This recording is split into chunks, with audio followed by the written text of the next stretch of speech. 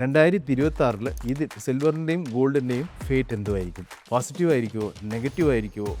സ്വർണം കഴിഞ്ഞ 3 കൊല്ലം കൊണ്ട് ഇക്വിറ്റിക്ക് വെല്ലുവിളിയായിട്ട് നിൽക്കുവാണ്.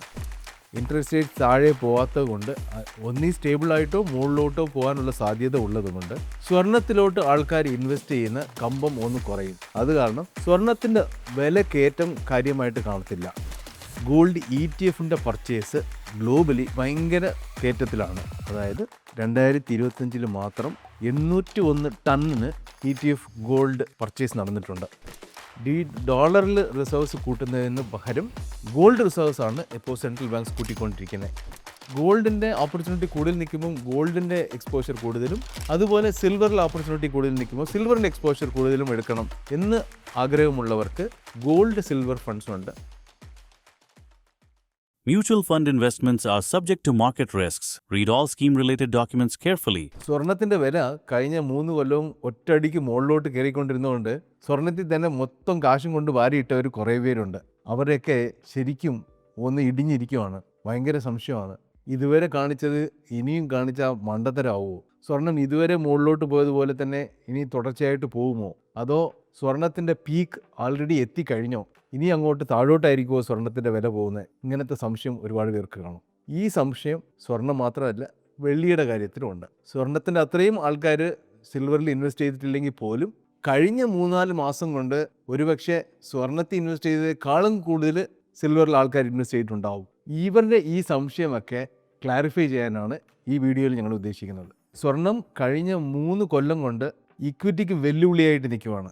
ഈ വെല്ലുവിളി കഴിഞ്ഞ 3 കൊല്ലത്തേക്ക് മാത്രമല്ല, കഴിഞ്ഞ 25 കൊല്ലത്തെ റിട്ടേൺ എടുത്ത് നോക്കുവാണെങ്കിലും ഏതാണ്ട് നിഫ്റ്റിയുടെ റിട്ടേൺ പോലും ബീറ്റ് ചെയ്തേക്കുവാണ് സ്വർണം. ഇങ്ങനെ കത്തി നിൽക്കുന്ന സമയത്താണ് ശരിക്കൊരു അടി കിട്ടുന്നത്. ജനുവരി 30 സിൽവറും സ്വർണവും ഒന്നടങ്കം അങ്ങ് ഒറ്റയടിക്ക് താഴോട്ട് വീണു. ഇതിൻ്റെ കാരണം എന്തുമായിരുന്നു? ഇതിൻ്റെ ശരിക്കുമുള്ള കാരണം, അല്ലെങ്കിൽ പ്രധാന കാരണം, ട്രംപ് ഫെഡറൽ റിസർവിൻ്റെ അടുത്ത ഫെഡറൽ ചെയർമാനായിട്ട് അനൗൺസ് ചെയ്തേക്കുന്നത് കെവിൻ വാർഷിനെയാണ്. കെവിൻ വാർഷിനെ സംബന്ധിച്ചിടത്തോളം പുള്ളിയുടെ ഹിസ്റ്ററി എടുത്ത് നോക്കുവാണെങ്കിൽ പുള്ളി ഒരിക്കലും ഇൻട്രസ്റ്റ് റേറ്റ്സ് കട്ട് ചെയ്യുന്നതിനെ സപ്പോർട്ട് ചെയ്യുന്ന ആളല്ല. അപ്പോൾ ഇൻട്രസ്റ്റ് റേറ്റ്സ് കട്ട് ചെയ്യുന്നില്ലെങ്കിൽ 2 സംഭവിക്കും. ഒന്ന്, ഇൻട്രസ്റ്റ് റേറ്റ്സ് താഴെ പോകാത്തത് കൊണ്ട് ഒന്നീ സ്റ്റേബിളായിട്ടോ മുകളിലോട്ടോ പോകാനുള്ള സാധ്യത ഉള്ളതുകൊണ്ട് സ്വർണത്തിലോട്ട് ആൾക്കാർ ഇൻവെസ്റ്റ് ചെയ്യുന്ന കമ്പം ഒന്ന് കുറയും. അത് കാരണം സ്വർണത്തിൻ്റെ വില കയറ്റം കാര്യമായിട്ട് കാണത്തില്ല. മാത്രമല്ല, ഡോളർ ഒന്ന് സ്ട്രോങ് ആവും. ഡോളർ സ്ട്രോങ് ആവുന്ന സമയത്തും സ്വർണത്തിനും വെള്ളിക്കും വലിയ കയറ്റം ഉണ്ടാകാനുള്ള സാധ്യത കുറവാണ്. ഈ കെവിൻ വാർഷിൻ്റെ അപ്പോയിൻമെൻറ്റിനെ അനൗൺസ് ചെയ്തതിന് ശേഷം ഇൻ്റർനാഷണലി സിൽവർ ആൾമോസ്റ്റ് 30%, സ്വർണം അതിൻ്റെ പകുതി ഏതാണ്ട് 10% കൂടുതലും വീണു. ഇത് കാരണം എന്ത് സംഭവിച്ചു? ആൾക്കാർ ഒന്ന് ഇടിഞ്ഞു. മാത്രമല്ല, ഈ ഇൻ്റർനാഷണലി മാർക്കറ്റ് വീണ അതേ ദിവസം ഡൊമസ്റ്റിക് മാർക്കറ്റ് ആൾറെഡി വീണിരുന്നു. മാർക്കറ്റ് ഇൻ്റർനാഷണൽ മാർക്കറ്റിൻ്റെ പിന്തുടർച്ചയായി ഒന്നുകൂടെ വീണു, സ്വർണവും വെള്ളിയും. ഇങ്ങനെ ഈ വീഴ്ചയ്ക്ക് ശേഷം ഒരുപക്ഷെ സിൽവറും ഗോൾഡും ഒന്നുകൂടെ റിക്കവർ ആവുമോ, സ്ട്രോങ് ആയിട്ട് ബൗൺസ് ബാക്ക് ആവുമോ എന്ന് പ്രതീക്ഷിച്ചവർക്ക് ചെറിയ റിക്കവറി ഉണ്ടായെങ്കിൽ പോലും പിന്നെയും മാർക്കറ്റ് വോളറ്റൈലായിട്ട് ഒരു ദിവസം കയറുകയും പിറ്റേ ദിവസം വീഴുകയും അങ്ങനെ മാറി മാറി പോയിക്കൊണ്ടിരിക്കുകയാണ്. ഈ വോളറ്റാലിറ്റി എന്താണ് നമുക്ക് പഠിപ്പിക്കുന്നത്? സ്വർണവും സിൽവറും ഈ കയറ്റത്തിലോട്ട് പോയ ആ ഫേസ് കഴിഞ്ഞോ? 2026 ഇത് സിൽവറിൻ്റെയും ഗോൾഡിൻ്റെയും ഫേറ്റ് എന്തുമായിരിക്കും? പോസിറ്റീവ് ആയിരിക്കുമോ, നെഗറ്റീവ് ആയിരിക്കുമോ? കഴിഞ്ഞ കൊല്ലത്തെ റിട്ടേൺ ഉണ്ടാവുമോ? സിൽവർ ആയിരിക്കുമോ കൂടുതൽ റിട്ടേൺ കൊടുക്കുന്നത്? അഥവാ സിൽവറിൻ്റെ കാലം കഴിഞ്ഞിട്ട് ഈ കൊല്ലം ഗോൾഡിൻ്റെ ആണോ? ഇങ്ങനത്തെ പല സംശയവും ഉണ്ടാവും. ഇതിന് നമ്മൾ കുറച്ച് ഡേറ്റ എടുത്ത് നോക്കേണ്ടി വരും. നമ്മളിപ്പോൾ ഇനി പറയാൻ പോകുന്ന ഒരു സജഷനെ അല്ലെങ്കിൽ ഒരു എക്സ്പെക്റ്റേഷനെ സപ്പോർട്ട് ചെയ്യുന്നത് ഡേറ്റ കൊണ്ടാണ്. അതായത് സ്വർണത്തിനെ സംബന്ധിച്ചിടത്തോളം ഗോൾഡ് ETF പർച്ചേസ് ഗ്ലോബലി ഭയങ്കര കയറ്റത്തിലാണ്. അതായത് 2025 മാത്രം 801 ടണ്ണിന് ETF ഗോൾഡ് പർച്ചേസ് നടന്നിട്ടുണ്ട്. മാത്രമല്ല, ഗോൾഡ് ബാറിൻ്റെയും ഗോൾഡ് കോയിൻ്റെയും മാനുഫാക്ചറിങ് ആൻഡ് സെയിൽസ് കഴിഞ്ഞ 12 കൊല്ലത്തിൽ ഏറ്റവും ഹയസ്റ്റ് ലെവലിലാണ് എത്തിയേക്കുന്നത്. ഇതിൽ കവിഞ്ഞ ഇതേക്കാളും പ്രധാനമായ ഒരു റീസൺ എന്താണെന്ന് വെച്ചാൽ ആൾമോസ്റ്റ് 865 ടൺ അടുപ്പിച്ച് globally central banks gold reserves വാങ്ങിച്ചു വെച്ചിട്ടുണ്ട്. ഈ ഗോൾഡ് റിസർവ്സ് വാങ്ങിക്കുന്നതിൻ്റെ പ്രധാന ഘടകം ഒന്ന് ഡോളറൈസേഷനെ ഉദ്ദേശിക്കുന്നതാണ്. അതായത് ഡോളറിൽ റിസർവ്സ് കൂട്ടുന്നതിന് പകരം ഗോൾഡ് റിസർവ്സ് ആണ് ഇപ്പോൾ സെൻട്രൽ ബാങ്ക്സ് കൂട്ടിക്കൊണ്ടിരിക്കുന്നത്. ഇപ്പോഴത്തെ സിറ്റുവേഷൻ വെച്ച് നോക്കുവാണെങ്കിൽ ഗ്ലോബലി ഉള്ള സെൻട്രൽ ബാങ്ക്സ് US ട്രഷറിയിലുള്ള റിസർവ്സിനേക്കാളും കൂടുതൽ ഗോൾഡിലാണ് വെച്ചേക്കുന്നത്. ഇപ്പോൾ ഇതുകൊണ്ട് തീരുവോ? ഗോൾഡ് വാങ്ങിക്കുന്ന ട്രെൻഡ് സെൻട്രൽ ബാങ്ക്സ് ആൾമോസ്റ്റ് നിർത്തിയോ എന്ന് നോക്കുവാണെങ്കിൽ അല്ല. വേൾഡ് ഗോൾഡ് കൗൺസിൽ ഒരു സർവേ നടത്തിയിട്ടുണ്ട്. ആ സർവേ വെച്ച് നോക്കുവാണെങ്കിൽ 95% സെൻട്രൽ ബാങ്ക്സ് 2026 ഗോൾഡ് പർച്ചേസ് വർദ്ധിച്ചുകൊണ്ടിരിക്കാൻ പോവുകയാണ്. 2026 നല്ല രീതിക്ക് സെൻട്രൽ ബാങ്ക്സ് ഗോൾഡിൽ ഇൻവെസ്റ്റ് ചെയ്യാൻ പോകുന്നുണ്ട് എന്നാണ് ഈ സർവേ പറയുന്നത്. ഇപ്പോൾ ഈ ട്രെൻഡ് ശരിക്കും ഗോൾഡിൻ്റെ പ്രൈസ് മുകളിലോട്ട് പോകാനുള്ള സാധ്യതയെ വർദ്ധിക്കുന്നുവേ ഉള്ളൂ. ഒരു പക്ഷേ 2025 കിട്ടിയ 70% റിട്ടേൺ 2026 കിട്ടിയേക്കണമെന്നില്ല. അതിനുള്ള സാധ്യത ഇച്ചിരി കുറവായിട്ടേ കാണുന്നുള്ളൂ. എന്ന് പറഞ്ഞ് സ്വർണത്തിനെ തള്ളിക്കളയാൻ പറ്റത്തില്ല 2026. നമ്മൾ നേരത്തെ പറഞ്ഞല്ലോ കെവിൻ വാർഷിൻ്റെ അപ്പോയിൻമെൻറ്റ്, അതായത് അടുത്ത ഫെഡറൽ ചെയർമാനായിട്ട്. ഇത് നടക്കാൻ പോകുന്നത് മെയ് കഴിഞ്ഞിട്ടാണ്. മെയ്യിലെ ഇപ്പോഴത്തെ ഫെഡറൽ ചെയർമാൻ്റെ പഴയ കാലാവധി ആവുന്നുള്ളൂ. അത് കഴിഞ്ഞിട്ട് മാത്രമേ കെവിൻ വാർഷ് വരുന്നുള്ളൂ. പിന്നെ ആ ഇൻട്രസ്റ്റ് റേറ്റ് കട്ട് ചെയ്യാൻ പോകുന്നില്ല എന്നുള്ള ഒറ്റ കാരണം കൊണ്ട് മാത്രം സിൽവറും ഗോൾഡും വില ഇടിയാൻ പോകുന്നില്ല. കാരണം അത് മാത്രം ഒരു റീസൺ ആവത്തില്ല. ഇതൊക്കെ നടന്നെങ്കിൽ പോലും കെവിൻ വാർഷ് അപ്പോയിൻമെൻറ്റ്, അതായത് ചാർജ് എടുത്ത് കഴിഞ്ഞാൽ പോലും ഗ്ലോബൽ അൺസർട്ടനിറ്റീസ് നടക്കും തോറും അത് നടക്കാനുള്ള സാധ്യത ഇപ്പോഴും ഉണ്ട്, കണ്ടിന്യൂ ചെയ്യാനുള്ള സാധ്യത ഇപ്പോഴും ഉണ്ട്. അത് ഉള്ളിടത്തോളം കാലം ഗോൾഡിനും സിൽവറിനും ഉള്ള പ്രോസ്പെക്റ്റ്, അതായത് അതിനുള്ള ഓപ്പർച്യൂണിറ്റി, പ്രൈസ് കയറാനുള്ള ചാൻസ് വർദ്ധിക്കുന്നതേ ഉള്ളൂ. മൊത്തത്തിൽ ഈ ഡേറ്റ വെച്ച് നമ്മൾ ഇതുവരെ പറഞ്ഞ ഇൻഫർമേഷൻ വെച്ച് നോക്കുമ്പോൾ സ്വർണത്തിനുള്ള ഓപ്പർച്യൂണിറ്റി ഇനിയും ഉണ്ട്. ഒരു പക്ഷേ 2025 ഉള്ളതുപോലെ ഇല്ല. സ്വർണം 2026 ജനുവരിയിൽ ഉണ്ടായിരുന്ന പീക്ക് ലെവലിൽ നിന്ന് ആൾമോസ്റ്റ് 13% താഴെയാണ് നിൽക്കുന്നത്. സോ പീക്കിൽ നിന്ന് 13% താഴെ വാങ്ങിക്കാൻ പറ്റും ഇപ്പോഴായെങ്കിലും സ്വർണം. പക്ഷേ ഒരു അഡ്വൈസ് എന്തായിരിക്കുമെന്ന് വെച്ചാൽ, ഒറ്റയടിക്ക് ചെന്ന് ഗോൾഡിലായാലും ശരി സിൽവറിലായാലും ശരി ഇപ്പോൾ ഒറ്റയടിക്ക് ചെന്ന് വലിയ എമൗണ്ട് ഇൻവെസ്റ്റ് ചെയ്യാൻ പാടില്ല. കാരണം ഈ രണ്ട് മെറ്റൽസിലും വോളറ്റാലിറ്റി കാണും. അതായത് ഏറ്റ ഇറക്കം തുടർന്നുകൊണ്ടിരിക്കാനുള്ള സാധ്യത കുറച്ച് കാലത്തേക്കെങ്കിലും ഉണ്ട്. അതുകൊണ്ട് ഒരു ദിവസം ചെന്ന് വാങ്ങിക്കുമ്പോൾ ഒരുപക്ഷെ നിങ്ങൾ പീക്കിൽ വാങ്ങിക്കുവാണെങ്കിൽ ആ പ്രൈസ് പിന്നെ കിട്ടുന്നത് വരെ നിങ്ങൾ ലോസിലായിരിക്കും നിങ്ങളുടെ ഇൻവെസ്റ്റ്മെൻറ്റ്. അതുകൊണ്ട് ഈ വോളറ്റാലിറ്റിയെ യൂസ് ചെയ്ത് നിങ്ങളുടെ പർച്ചേസ് പ്രൈസ് ഒന്ന് ആവറേജ് ചെയ്യാനായിട്ട് വീക്ക്ലി ബേസിസിലോ അതോ ഡെയിലി ബേസിസിലോ കുറേ കാലത്തേക്ക് ഒന്ന് സ്റ്റാഗർ ചെയ്ത് ആവറേജ് ചെയ്ത് കഴിഞ്ഞാൽ നിങ്ങളുടെ പ്രൈസ് ഒരു നല്ല ഡീസൻറ്റ് പ്രൈസിലായിരിക്കും നിങ്ങൾ ആവറേജ് ആയിട്ട് വാങ്ങിക്കാൻ പോകുന്നത്. സോ ആ സ്റ്റാഗേർഡ് രീതിയിൽ വാങ്ങിച്ച് ഇൻവെസ്റ്റ് ചെയ്താൽ ഗോൾഡിൻ്റെ ഓപ്പർച്യൂണിറ്റി ഇനിയും തുടരാനുള്ള സാധ്യത ഉണ്ട്. സോ പേടിക്കാനൊന്നുമില്ല, അതിമോഹം വേണ്ട. അതുപോലെ മൊത്തം കാശും കൊണ്ട് സ്വർണ്ണത്തിൽ കൊണ്ട് ഇൻവെസ്റ്റ് ചെയ്യല്ലേ. സ്വർണം മാത്രമല്ല, ഏത് അസറ്റായാലും 100% നിങ്ങളുടെ ഇൻവെസ്റ്റ്മെൻറ്റ് ഒരു അസറ്റ് ക്ലാസ്സിൽ പോകാൻ പാടില്ല. പ്രത്യേകിച്ചും സ്വർണ്ണമായാലും സിൽവർ ആയാലും ഇത് രണ്ടും ചേർന്നിട്ട് 15-20% കൂടുതൽ എക്സ്പോഷർ കൊടുക്കാൻ പാടില്ല.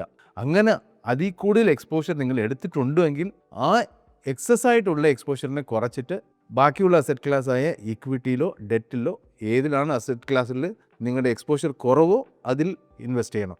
അതാണ് ബുദ്ധി, അതാണ് ഒരു പ്രൊഫഷണൽ അപ്രോച്ച്, അതാണ് നിങ്ങളുടെ പോർട്ട്ഫോളിയോയ്ക്ക് ഹെൽത്തി ആയിട്ടുള്ള ഒരു അപ്രോച്ച്. സിൽവറിനെ സംബന്ധിച്ചിടത്തോളം സിൽവർ പീക്കിൽ നിന്ന് ആൾമോസ്റ്റ് 30% താഴെ വീണിട്ടുണ്ട്. പീക്ക് 340 ആയിരുന്നു ജനുവരി 29. അതിൽ നിന്ന് ഇപ്പോൾ 240 എത്തിയിട്ടുണ്ട്. അതാണ് 30% നമ്മൾ വീണിട്ടുണ്ടെന്ന് പറയാൻ കാരണം. സിൽവർ 2025 മാത്രം ഏതാണ്ട് 150% റിട്ടേൺ തന്നിരുന്നു. സിൽവർ അടുത്ത കാലത്ത് തന്നിട്ടുള്ള ഏറ്റവും വലിയ റിട്ടേൺ ആണ് ഇത്. ഒരു കാര്യം നമ്മൾ ആലോചിക്കണം, 150% റിട്ടേൺ കൊടുത്തിട്ടുണ്ടെങ്കിൽ പോലും 2011 തൊട്ട് 2025 വരെ വെള്ളിയുടെ പ്രൈസ് ആൾമോസ്റ്റ് എങ്ങോട്ടും അനങ്ങിയിട്ടില്ലായിരുന്നു. 2011 സിൽവർ ഉണ്ടായിരുന്ന വിലയിലേക്ക് 2025 എന്ന് എത്തിയത്. സോ ഒരു 14 വർഷം കാര്യമായിട്ട് ഒരു റിട്ടേണും കൊടുക്കാത്ത സിൽവർ 2025 ഒരു 150% മുകളിലോട്ട് കയറി. അതുകൊണ്ട് റിട്ടേൺസ് ഇതോടെ തീർന്നു. ഇനി അടുത്ത കാലത്തൊന്നും സിൽവർ മുകളിലോട്ട് കയറത്തുള്ളതൊന്നും പറയാറായിട്ടില്ല. സിൽവറിനെ സംബന്ധിച്ചിടത്തോളം ഗിഫ്റ്റ് ആർട്ടിക്കിൾ, ജ്വല്ലറി കൂടാതെ ഏറ്റവും പ്രധാനമായിട്ട് സിൽവർ ഉപയോഗപ്പെടുന്നത് ഇൻഡസ്ട്രിയൽ യൂസേജിനാണ്. അതായത് 58% ഇൻഡസ്ട്രിയൽ യൂസേജിനാണ് പോകുന്നത്. ഇൻഡസ്ട്രിയൽ യൂസേജിൽ പ്രധാനമായിട്ടും പോകുന്നത് EV, അതായത് ഇലക്ട്രിക് വെഹിക്കിൾസിൽ, 5G ട്രാൻസ്മിഷനിൽ, സോളാർ പാനൽസിൽ, പിന്നെ സെമി കണ്ടക്ടേഴ്സിന്. ഇതിനൊക്കെയാണ് സിൽവർ ഉപയോഗപ്പെടുന്നത്. നമ്മൾ പറഞ്ഞ 4 ടെക്നോളജിയും ഇന്നത്തെ കട്ടിംഗ് എഡ്ജ് ടെക്നോളജീസാണ്. ഇനി അങ്ങോട്ട് മൂവ് ചെയ്യണമെങ്കിൽ ഈ ടെക്നോളജി ഇല്ലാതെ പറ്റത്തില്ല, നിവർത്തിയില്ല എന്നുള്ള ഒരു സിറ്റുവേഷനിലാണ് നമ്മൾ നിൽക്കുന്നത്. ഈ പർട്ടിക്കുലർ ടെക്നോളജീസ് കാര്യമായിട്ടുള്ള രീതിയിൽ പുരോഗമിക്കാൻ പോവുകയാണ്. അങ്ങനെ വരുമ്പോൾ ഇപ്പോൾ സിൽവറിൻ്റെ ആവശ്യവും കൂടുതൽ തന്നെ വരുന്നുള്ളൂ. ഇത് 6ാമത്തെ കൊല്ലമാണ് സിൽവറിൻ്റെ സപ്ലൈ ഡിമാൻഡ് അനുസരിച്ച് ഇല്ലാതെ കുറഞ്ഞു വരുന്നത്. മാത്രമല്ല സിൽവറിൻ്റെ മാനുഫാക്ചറിങ്, അതായത് മൈനിങ് കാര്യമായിട്ട് നടക്കുന്നില്ല. അതിലോട്ടുള്ള ഇൻവെസ്റ്റ്മെൻറ്റും കാര്യമായിട്ടൊന്നും വർദ്ധിച്ചിട്ടില്ല. ഇങ്ങനെ ഇരിക്കുമ്പോൾ ഇലക്ട്രിസിറ്റിയുടെ യൂസേജ് പർട്ടിക്കുലർലി AI പോലത്തെ ടെക്നോളജിയിൽ കൂടുതൽ വരുന്നതുകൊണ്ട്, അതായത് ഡേറ്റാ സെൻറ്റേഴ്സ് ഇലക്ട്രിസിറ്റി കൂടുതൽ കൺസ്യൂം ചെയ്യുന്നതുകൊണ്ട് സോളാർ പാനലിൻ്റെ ആവശ്യം ഇനിയും അങ്ങോട്ട് 10 മടങ്ങ് വർദ്ധിക്കാനുള്ള സാധ്യതയേ ഉള്ളൂ.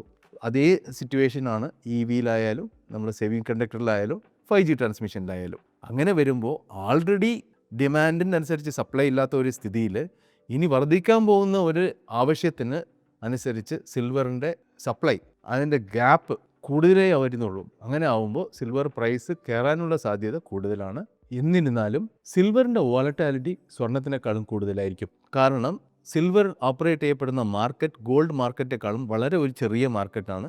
അതിൻ്റെ ലിക്വിഡിറ്റി ഗോൾഡിനേക്കാളും വളരെ വളരെ കുറവാണ്. സോ ഈ ലിക്വിഡിറ്റി കൺസ്ട്രെയിൻ കാരണവും അതിൻ്റെ മാർക്കറ്റിൻ്റെ വലിപ്പം വളരെ ചെറുതായതുകൊണ്ടും സിൽവറിൻ്റെ പ്രൈസ് വോളറ്റാലിറ്റി കൂടുതലായിരിക്കും. ഇനി അടുപ്പിച്ച് വരുന്ന സമയങ്ങളിൽ ചിലപ്പം ഈ വോളറ്റാലിറ്റി ഒരുപാട് കൂടുതലായിരിക്കും.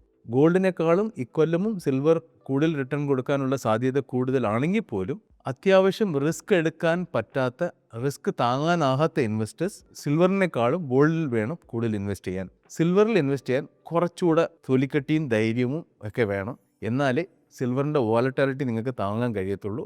ആ വോളറ്റാലിറ്റിയും ആ റിസ്ക്കും താങ്ങാൻ കഴിഞ്ഞാൽ ഒരു പക്ഷേ നിങ്ങൾക്ക് റിട്ടേണും ഗോൾഡിനേക്കാളും കൂടുതൽ കിട്ടിയേക്കാം. സിൽവറും ഗോൾഡും 2025 പോലെ ഒറ്റയടിക്ക് മുകളിൽ പോകാനുള്ള സാധ്യത കുറവാണ്. എന്നാലും നല്ല റിട്ടേൺ ഓപ്പർച്യൂണിറ്റി ഉണ്ട്. കഴിഞ്ഞ കൊല്ലത്തെക്കാളും ഈ രണ്ട് മെറ്റൽസിലും വോളറ്റാലിറ്റി കൂടുതൽ കാണും. ഇത് രണ്ടിനുമുള്ള ഓപ്പർച്യൂണിറ്റി കുറയുന്നില്ല. പക്ഷേ 70% 80% റിട്ടേൺ എക്സ്പെക്ടേഷനോടെ ആൾക്കാർ ഇൻവെസ്റ്റ് ചെയ്യാൻ പാടില്ല. നല്ല ഒരു ഡബിൾ ഡിജിറ്റ് റിട്ടേൺ കിട്ടുവാണെങ്കിൽ പോലും അത് തന്നെ നല്ല ഡീസൻറ്റ് റിട്ടേൺ ആണ്.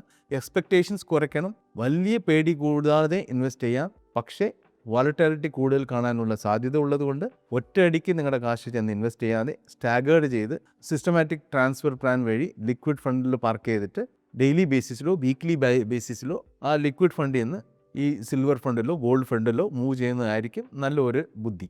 ഇത് കൂടാതെ ഇത് രണ്ടിൻ്റെയും എക്സ്പോഷർ വേണം. ഗോൾഡിൻ്റെ ഓപ്പർച്യൂണിറ്റി കൂടുതൽ നിൽക്കുമ്പോൾ ഗോൾഡിൻ്റെ എക്സ്പോഷർ കൂടുതലും, അതുപോലെ സിൽവറിൽ ഓപ്പർച്യൂണിറ്റി കൂടുതൽ നിൽക്കുമ്പോൾ സിൽവറിൻ്റെ എക്സ്പോഷർ കൂടുതലും എടുക്കണം എന്ന് ആഗ്രഹമുള്ളവർക്ക് ഗോൾഡ് സിൽവർ ഫണ്ട്സ് ഉണ്ട്. ഇതിൽ ചില ഗോൾഡ് സിൽവർ ഫണ്ട്സ് ഡൈനമിക് ആണ് അതിൻ്റെ എക്സ്പോഷറിൻ്റെ കാര്യത്തിൽ. അതായത് ഈ ഗോൾഡിൻ്റെ എത്ര പെർസെൻറ്റേജ് വച്ചേക്കണം, സിൽവർ എത്ര പെർസെൻറ്റേജ് വേണമെന്നുള്ളത് ഫിക്സഡ് അല്ല. അതിൻ്റെ മാർക്കറ്റ് ഓപ്പർച്യൂണിറ്റിയും അതിൻ്റെ റിസ്ക്കും അനുസരിച്ച് ആ പർട്ടിക്കുലർ ഫണ്ട് ഈ രണ്ട് പർട്ടിക്കുലർ മെറ്റലിലും അതിൻ്റെ ഓപ്പർച്യൂണിറ്റി അനുസരിച്ച് എക്സ്പോഷർ മാറ്റിക്കൊണ്ടേയിരിക്കും. സോ ഈ ഒരു ഇൻവെസ്റ്റ്മെൻറ്റ് കൊണ്ട് രണ്ട് മെറ്റലിൻ്റെയും എക്സ്പോഷർ വേണം. അതുപോലെ ഏതിലാണോ ഓപ്പർച്യൂണിറ്റി കൂടുതൽ അതനുസരിച്ച് ഇതിൻ്റെ എക്സ്പോഷർ മാറണം എന്ന് ഉദ്ദേശിക്കുന്നവർക്ക് ഈ ഡൈനമിക് എക്സ്പോഷർ ഉള്ള ഗോൾഡ് സിൽവർ ഫണ്ട്സിൽ ഇൻവെസ്റ്റ് ചെയ്യാം. ഗോൾഡിലും സിൽവറിലും ബുദ്ധിപൂർവ്വം റിസ്ക് നല്ലപോലെ മിനിമൈസ് ചെയ്ത് നിങ്ങളുടെ ആവശ്യമനുസരിച്ച് നിങ്ങളുടെ പോർട്ട്ഫോളിയോ അനുസരിച്ച് നിങ്ങൾക്ക് ഇൻവെസ്റ്റ് ചെയ്യണമെങ്കിൽ ഞങ്ങളെ ബന്ധപ്പെടാം. ഞങ്ങൾ നിങ്ങൾക്ക് അനുകൂലമായ, നിങ്ങൾക്ക് പേഴ്സണലൈസ്ഡ് ആയിട്ട് കസ്റ്റമൈസ്ഡ് അഡ്വൈസ് നൽകുന്നതാണ്. ഞങ്ങളുടെ കോൺടാക്ട് ഡീറ്റെയിൽസ് ഞങ്ങൾ ഈ ലിങ്കിൽ കൊടുക്കുന്നതാണ്. ആവശ്യമുള്ളവർക്ക് ഞങ്ങളെ ബന്ധപ്പെടാം. Mutual fund investments are subject to market risks. Read all scheme-related documents carefully.